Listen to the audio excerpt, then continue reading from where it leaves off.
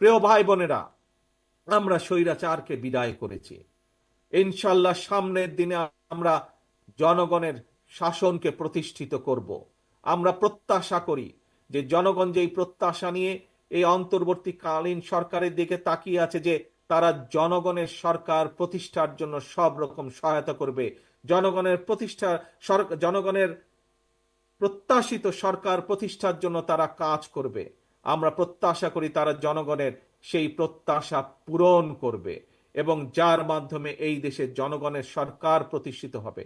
এবং জনগণের সরকার প্রতিষ্ঠিত হলে এই 31 দফা বাস্তবায়নের মাধ্যমে আমরা ধীরে ধীরে বাংলাদেশকে এগিয়ে নিয়ে যাব।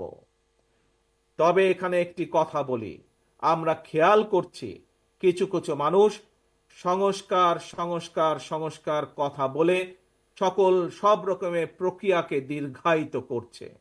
পরিষ্কারভাবে আজ আমি এই হাজারো মানুষের সামনে একটি কথা তুলে ধরতে চাই। আজ আমাদেরকে দেখতে হবে সংস্কার সংস্কার করে এটি কি কোনো ষড়যন্ত্র কিনা। যদি সংস্কার সংস্কার করে এই বিষয়টিকে যদি দীর্ঘায়িত করা হয়, তাহলে দেশের সমস্যা বাড়বে। আমাদের যে হারে দ্রব্যমূল্যের ঊর্ধ্বগতি হচ্ছে, যে হারে বেকার সমস্যা হচ্ছে, যে হারে শিক্ষা ব্যবস্থা ভেঙে পড়ছে, যে হারে আইন শৃঙ্খলা ব্যবস্থা ভেঙে পড়ছে,